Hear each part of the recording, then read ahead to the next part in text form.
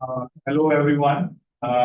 We are here for with Biostatistics Seminar, and we are very happy to have Feng, and he's from the Tulane University School of Medicine. So he will be today talking about now non-Euclidean, that's for complex network comparison, and we are really pleased and I will over to you and go ahead. Thank you. Thank you. Thank you for inviting me to presenting IHS. It's my honor to share our recently published work to all of you. My name is Han. I'm an assistant professor in research faculty in School of Medicine. And also work at Tulane Research Innovation for Arrhythmia Discover.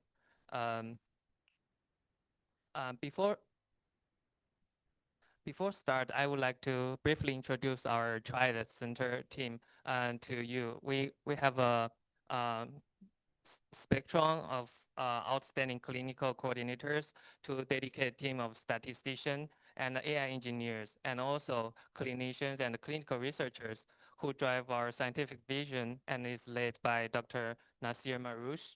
And within the technical core, Chang Hao and I are co-lead the engineer and statisticians.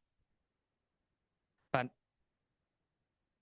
most importantly, I would like to take this opportunity to let you know that we are open to any collaboration. Our center maintains a uniquely rich ecosystem of data. Like as you can see, we have images, either 2D, 3D, with time like monitoring kind of 4D data. We also have a bunch of 1D signal from wearable watch or like any portable devices. And also beyond that, we also have like a large data set from randomized clinical trial and electronic health record. Our research focuses mainly on arrhythmia or cardiology related issue. But if your methodology or research interests align, we would be excited to share this opportunity to apply your idea innovation to our data set to create more insightful science together. So back to today's main topic. I will introduce the work in the flow of background, method, simulation, and real-world application, then conclusion. So back to our topic today, the network data. Networks, it represents a fundamental data structure like capable of capturing complex and interdependent information. They are widely used in domains such as neuroscience, genetics, and social science. Advanced analytical methods, like as you have heard, may be such as Bayesian networks and graph convolutional networks, have been developed to extract meaningful insights from those complex structures and facilitating their practical application. However, there are still huge gaps because the data, by its nature, is complex to analyze. So even for the simple question like two-sample testing, there are still many missing parts. For example, there are two major issues like in the mentioned method I mentioned above. From Bayesian or deep learning perspective, the interpretability is a huge challenge. And also, the data itself is in a non-Euclidean nature, and many methods can is unable to take this. So instead of feature engineering and comparison, we focus on developing a non-Euclidean t-test for two-sample comparison and assessing the statistical significance of the difference between two independent groups of network via p-value. So to make this problem setting more vivid in your mind, let's think about situation. Like for a cognitive development study, your patient, you measure your patient with resting state fMRI images, and everybody is collected independent. And we obtain their brain connective information and would like to compare the male group with the female group. How can you tell these two groups are performed similarly or differently and from what level? What's your hypothesis? So the functional connectivity networks as our data point are derived from the fMRI images based on the same set of region of interest of all subjects.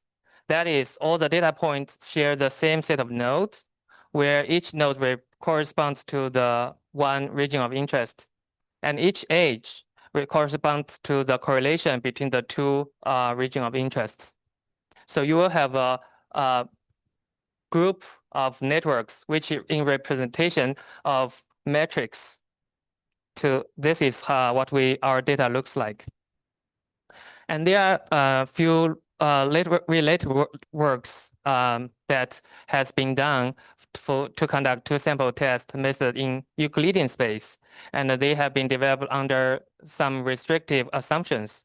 And for most of them, as shown below, the networks are not considered in high-dimensional spaces. And I will introduce why high-dimensional situation is important to consider later.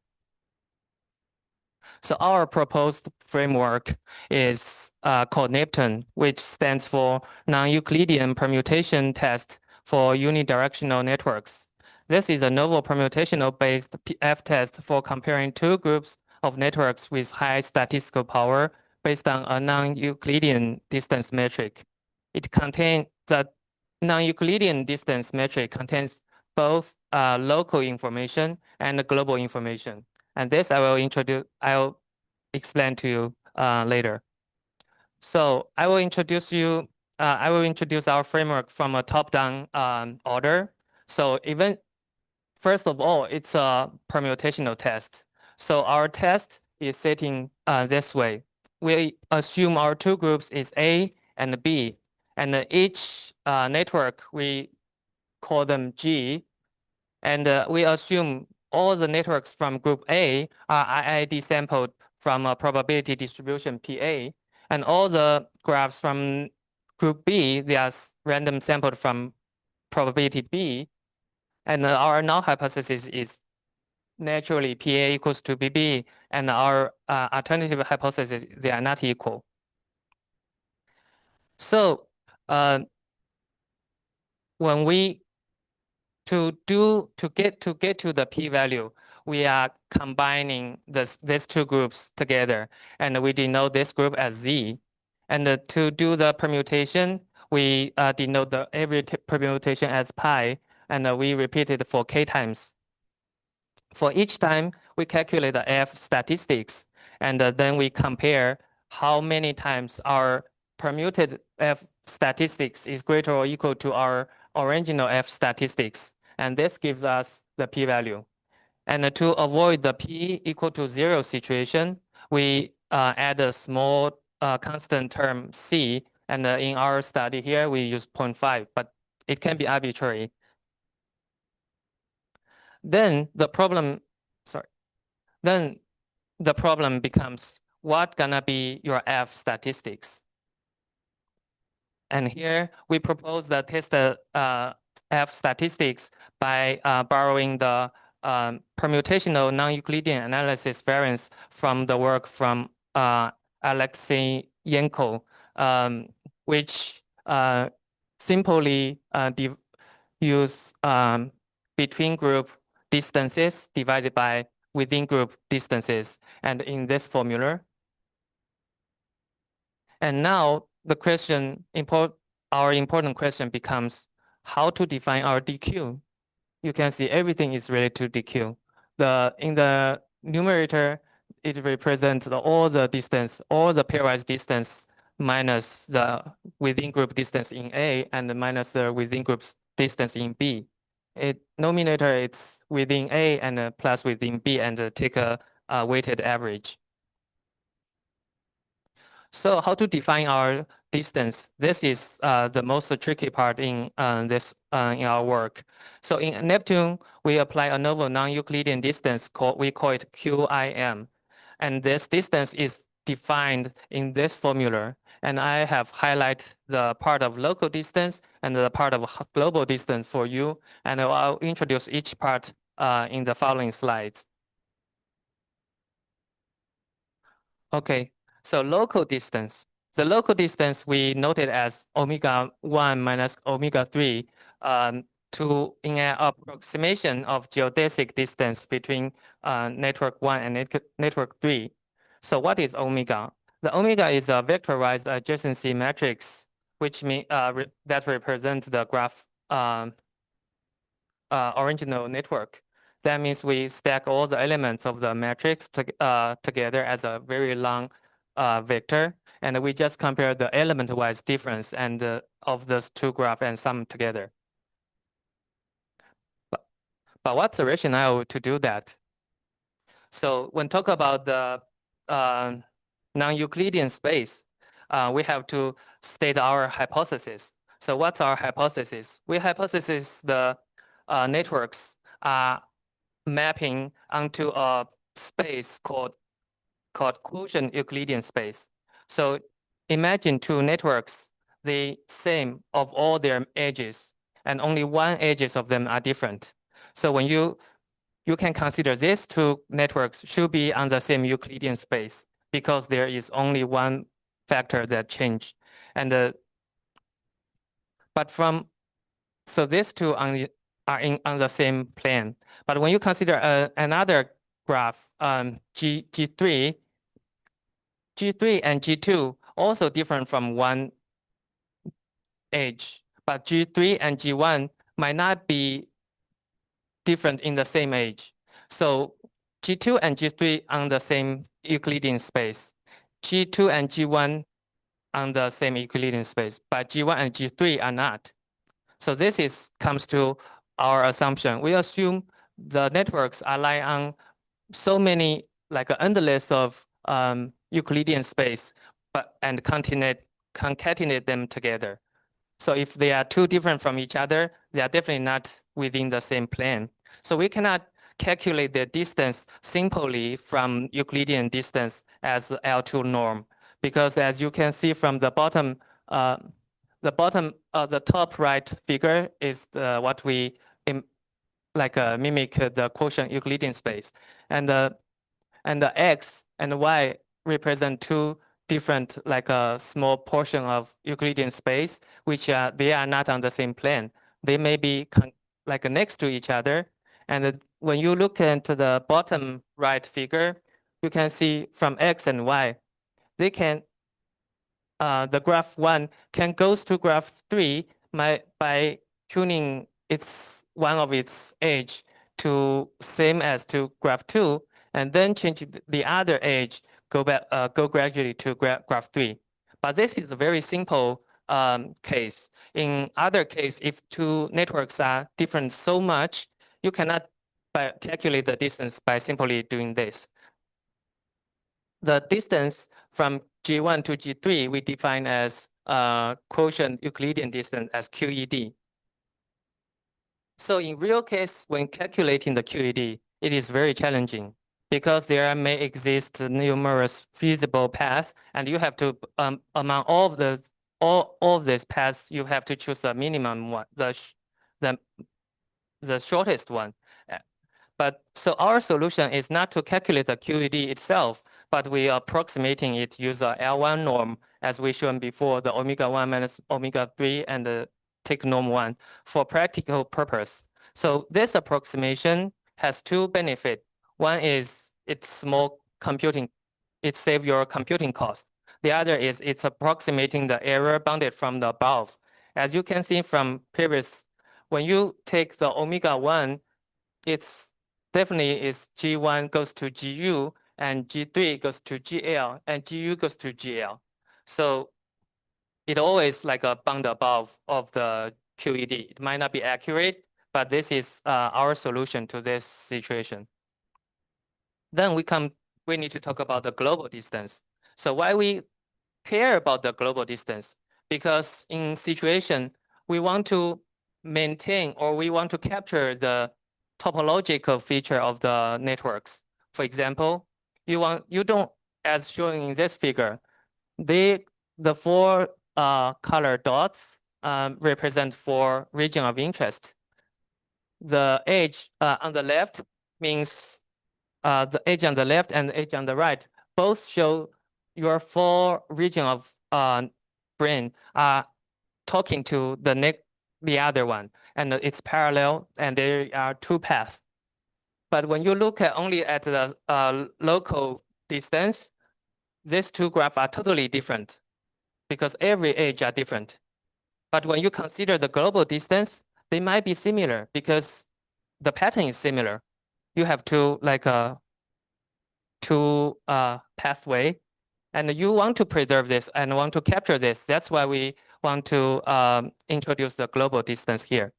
And the global distance, as we showed before, is a normalized IM Impson-Miklov distance. So what is that? So this distance is borrowed from a result from physics. So this, we imagine the network as a node system of balls and connect them with elastic springs. So by think of this way, its vibration frequencies, the system vibration frequency is their nature, and we want to capture that kind of nature, and this is our what our global distance represent. And to go to, without going into too much detail,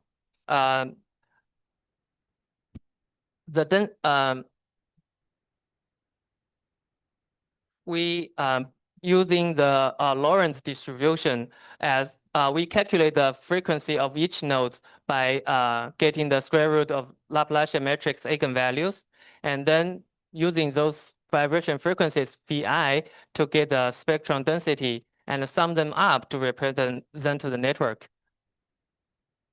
The Ci here is a normalized factor. The gamma here is we call like a half width of the network, which you just represent. You can consider it also as a normalized term. So only we care about is the Phi. And the top figure is showing some example of the Lorentz distribution. This is kind of our base of the spectrum density. As you can see from bottom, there are two examples of two different networks. For each networks, we can get their spectrum density and represent like this way. Each black line, black peak, is their vibration frequency, and the whole yellow area is its spectral density. And when we calculate the global distance, we are calculating the difference between these two yellow area to represent how these two networks are different from the whole system, like a vibration frequency.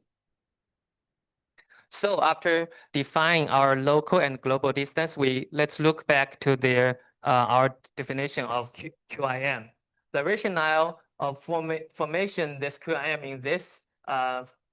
in this form, one of the rationale is that if two networks are similar in their local, they definitely gonna similar in their global. But this is not vice versa. Like if they are very different from local, they can be similar in global. So that's why we put global distance as a weighting factor instead of like a major component. So, but our question do not end here. Remember, we mentioned the high dimensional issue.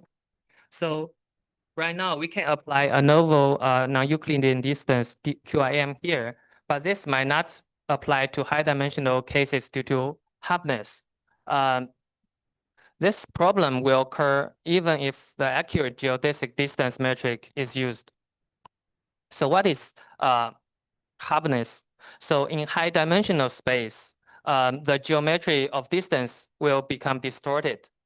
So some points tend to appear very frequently in the k-nearest neighbor of the other points.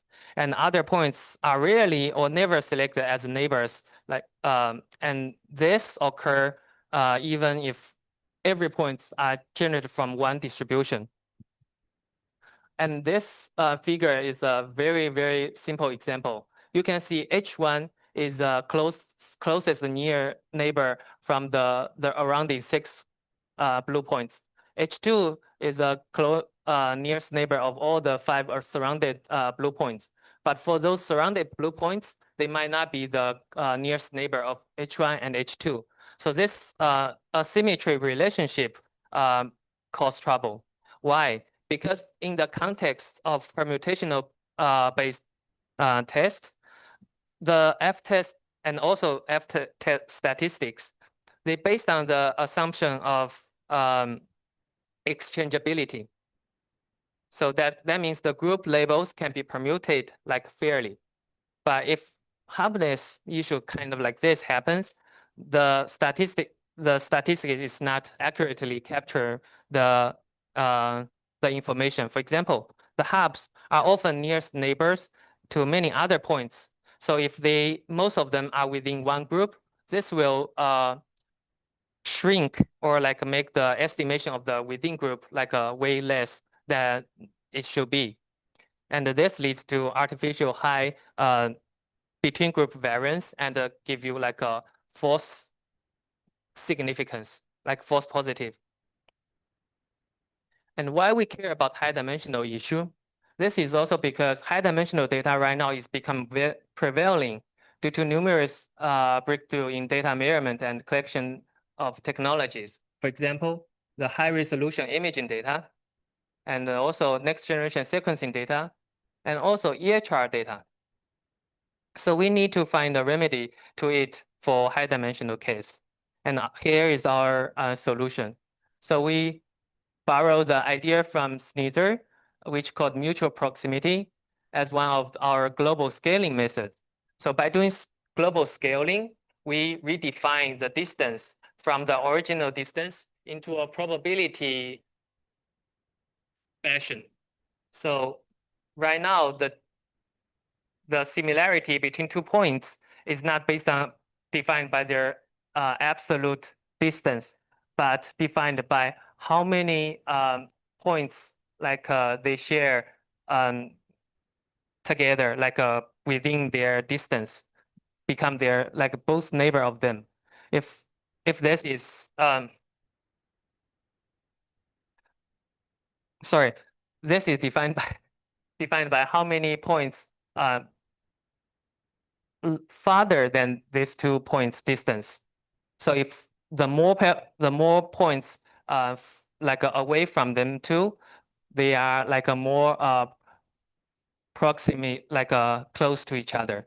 And based on this, we redefine our distance by getting getting one minus MP, which we call like a mutual remoteness as a distance. Because in our framework, the distance is what we want. We don't want larger value represent a closeness. We want a larger value represent like a remoteness. So here is a brief recap of our framework. So we first define our hypothesis, and then based on that, we define how to get the p-value from permutational test. And for each f-test, f-statistics, we have the f formula like this. And for each distance, we can choose from either normal case or high dimensional case for real application. And we also have been examining the theoretical properties of this framework. So because of a limited time, I won't go through all the details there. But if you are interested, you can go to the paper, like we have a full length of proof of, but I put here the 2 major theorem we have. The first theorem is to define, to make sure our proposed framework can control the type 1 error. The second theorem is to show you our proposed framework will give you this, will have this E expectation and this variance that like asymptotically.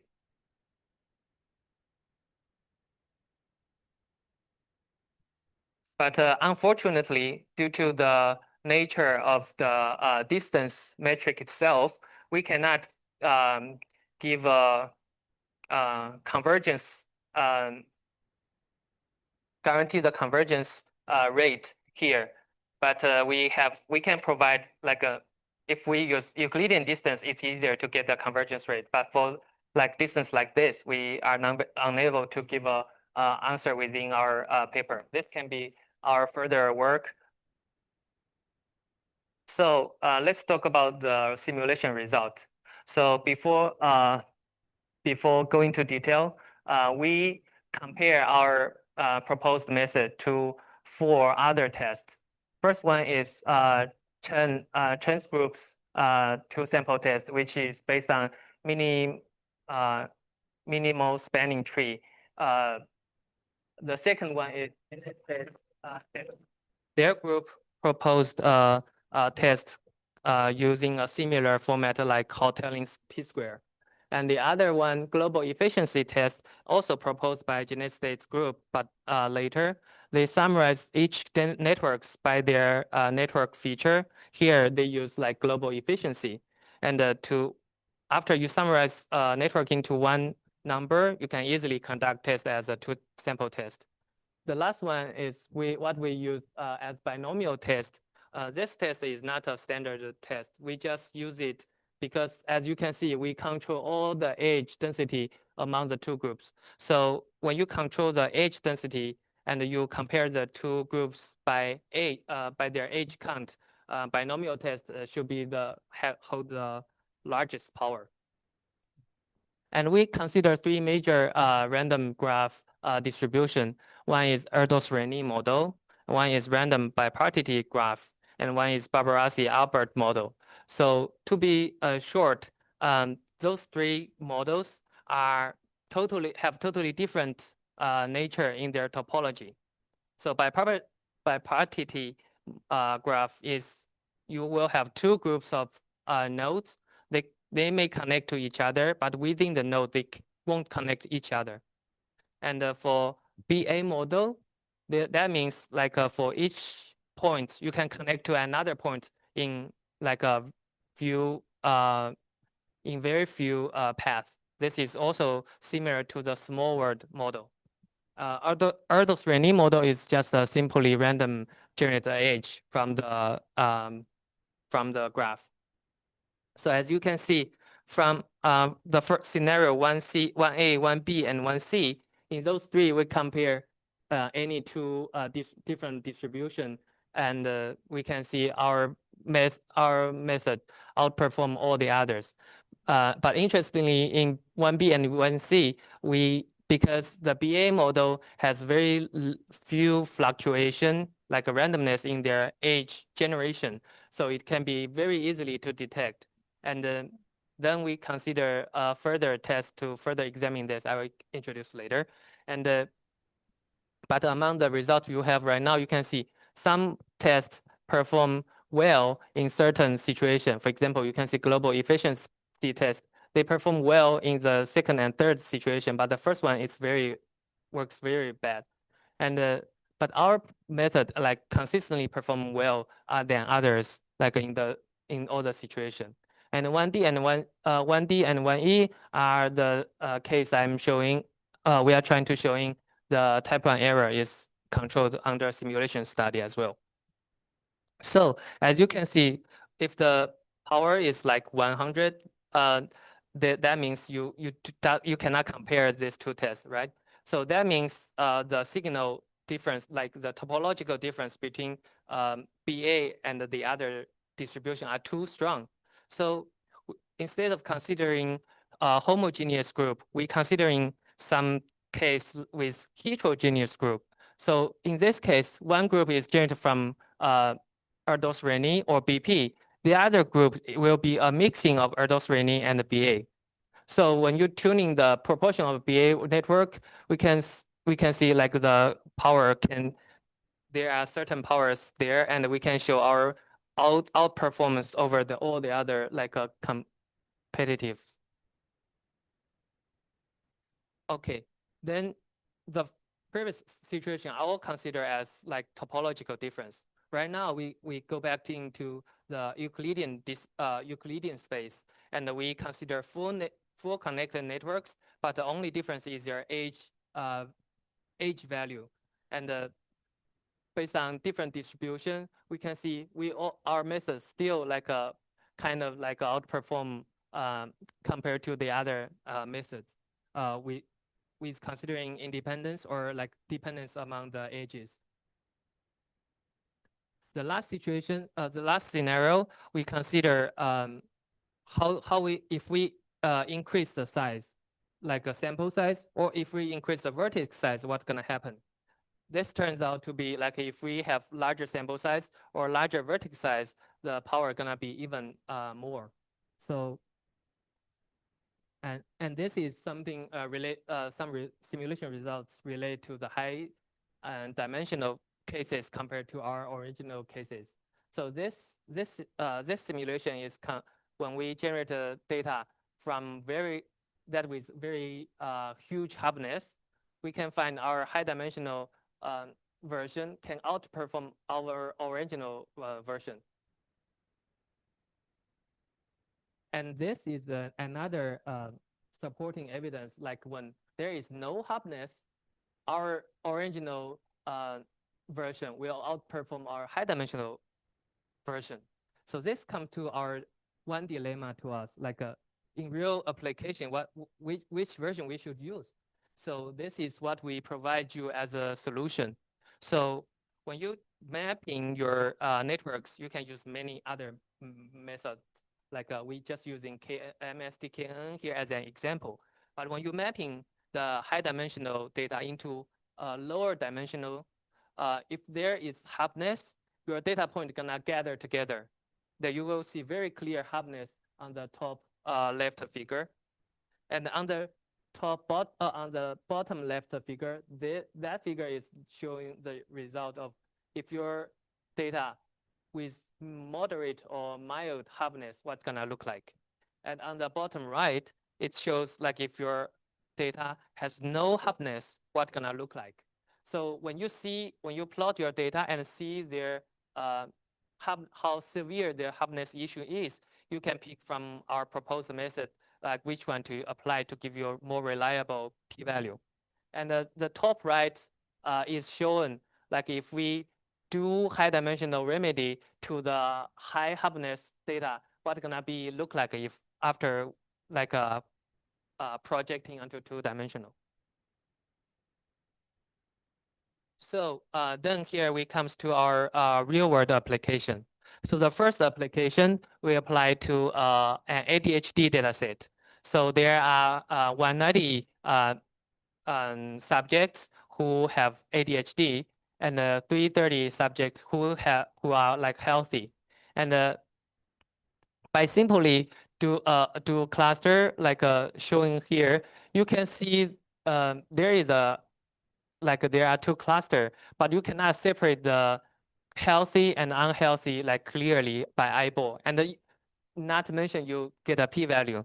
But by our method, we can tell you, okay, these two groups, like the disease group and healthy group, they are totally different in their brain activity.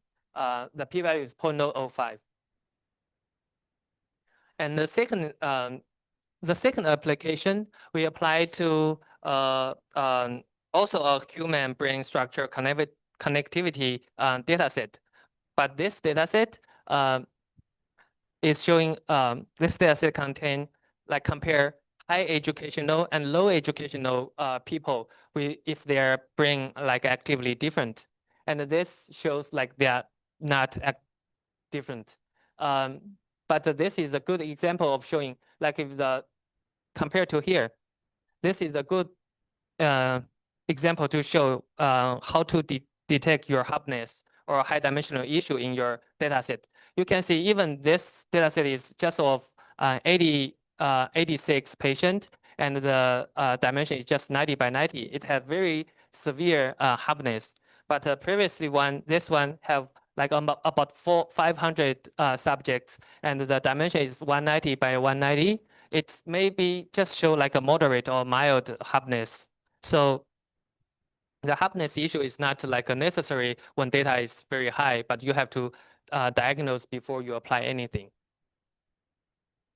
Another interesting application here is we apply the data onto a personalized gene co-expression network. So this is not a brain network. This is like using gene interactions to represent a person. And we have the dimension as 1,130 by 1,130.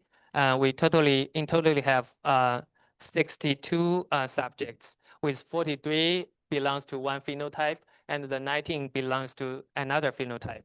And you can also see the data is has very severe hardness issue. And by applying our method previously, it will give a non-significance. But if you do high-dimensional remedy to it, and though it's still not significant, but this might not just due to the sample size. And you can see that how to say, you can see the trend. So to wrap up, our proposed framework, NEPTUNE, is a new permutational-based F-test for comparing two groups of networks. So it contains both local and global information. It is for non-Euclidean space. It has superior power over other alternatives, and its theoretical properties have been studied. And a high-dimensional version of the NEPTUNE is also proposed, addressing the hardness issue that emerges in high-dimensional data. And it improves the power for moderate or high hardness cases. It decreases power when little or none hardnesses exist. And we have the code available on GitHub, and also like this is our paper.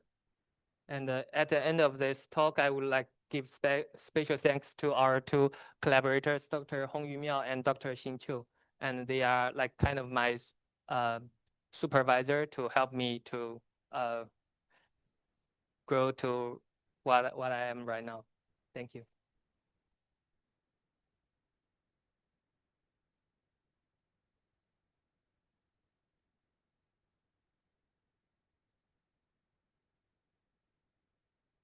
Sorry? How to treat treat the repeated cases. You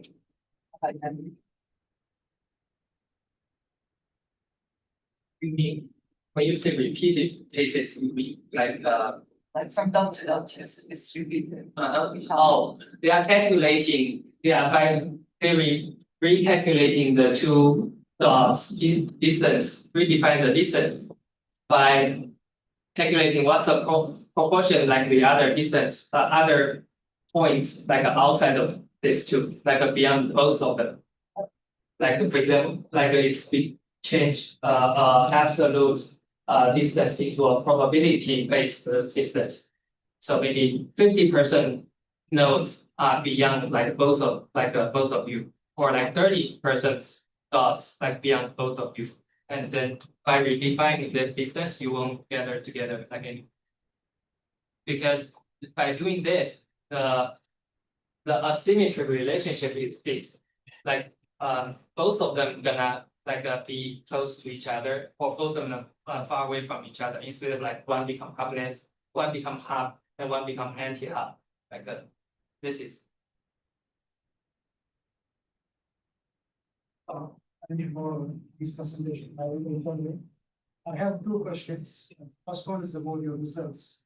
Your results, you showed that you use like 20 vertices or 100 vertices, two tables, and then you mentioned you compared the Sceince test, right? It is a minimum spanning tree, and we all know that minimum spanning tree is algorithms very simple.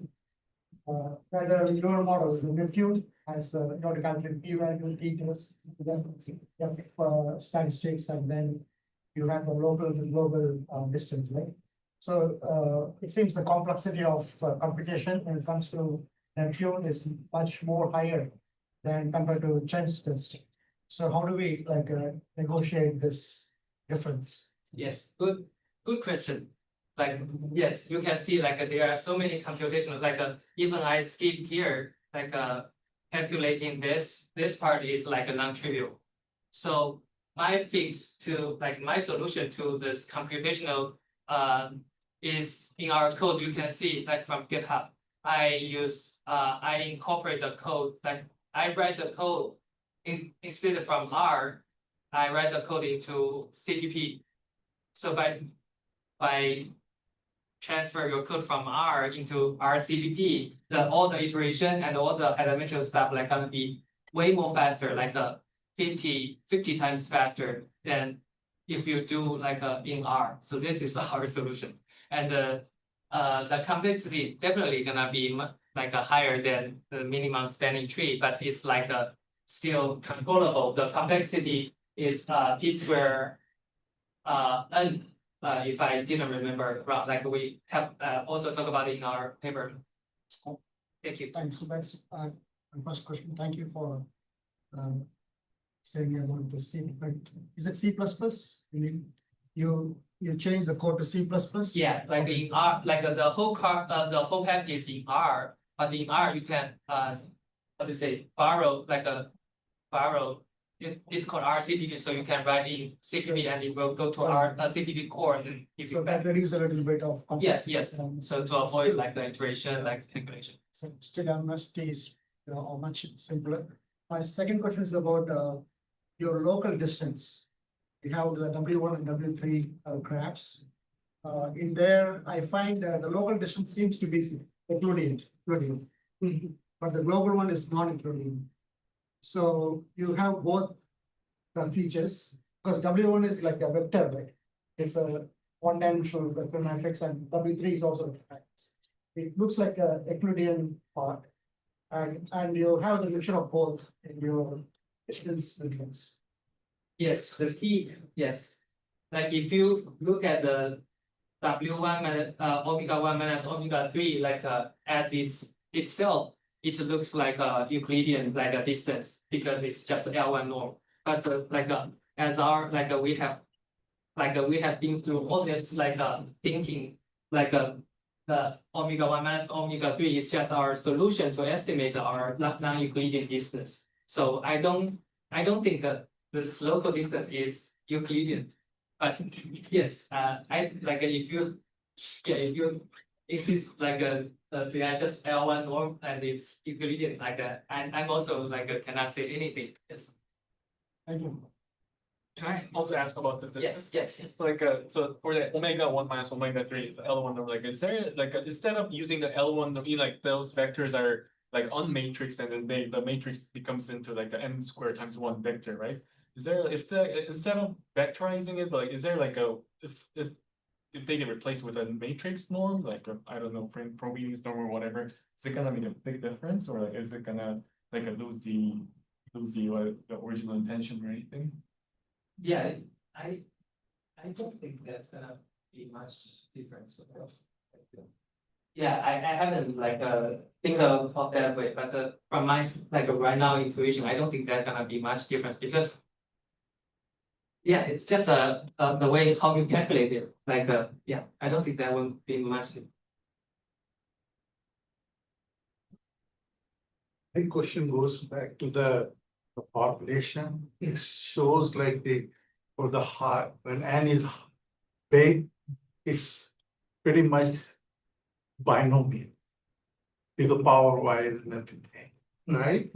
So it basically works better when the size is smaller. Then the permutation is also easy, right? If you look at the tables. Oh, okay. Yeah, here, the power wise, the power top. Yeah, that's fine. I will explain this more so this one because it's very extreme situation because the two distribution are totally different. But in our normal case, there can be most likely they are mixture what I showed here. They might even be heterogeneous combination or they are not from a very very a strict But here and size is 20. and the Yes. vertex is 20, right? The smaller size you are Yes. dealing with. Yes. But when you go and you did for the different sizes Mhm. and the industry, there it basically get consistent with the binomial in all the aspects. What I'm just saying is the theoretically, the large theory, like large sample theory works basically, we can see out here, too, okay? Yeah. And so another thing, the permutation, I'm just saying what is the reason behind the permutation rather than going the bootstrap? Oh, yeah, I think this part can be replaced. This is not necessarily must be computational test. So we just propose this way. I think bootstrap also can be a very good way to calculate the p-value, as long as we have the f term. Yes. Yes.